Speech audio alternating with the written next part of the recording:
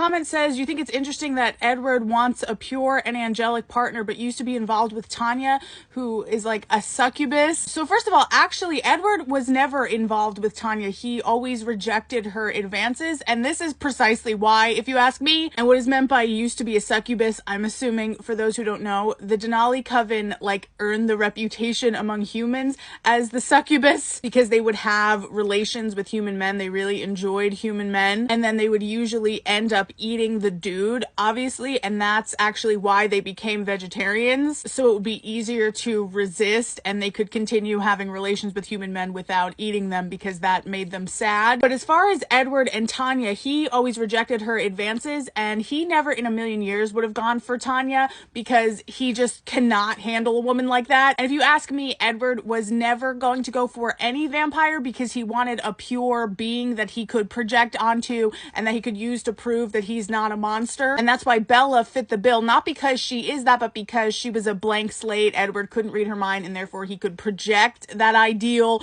pure, not like other girls woman onto her. Not that she was that, right? Like, if he could read her mind, he would see that she was just as thirsty as all the other girls and was very much like other girls, despite her not like other girls complex that reverberates through the series as a whole. Like, the whole thing is very not like other girls in sentiment, but Bella actually isn't like that. It's just that Edward can't hear what she's actually thinking, so he's like, oh, she's perfect. But as we know, he wasn't even attracted to Bella at first. Like, she wasn't even his type. I would say pretty much no vampire was ever going to be good enough for him, and no human was ever going to be good enough for him either, unless he couldn't read their mind, right? And the one exception was probably Siobhan, because he just like couldn't resist. You know, he scandalized himself because he had such a crush on her, and if she would have been into him, I think he would have risked it all for her. But with Tanya, it was never going to be her, just like Rosalie. Like, he could never with a woman like that. But the thing is, like, with Tanya, it really wasn't that deep. Like, she had like a light-hearted pursuit of him, and for her it was more like fun because like it was like a game, because he would never give in and she was used to like everybody loving her. But the thing is, back in the day, people really acted like Tanya was such a villain, and you'll see in like fan fiction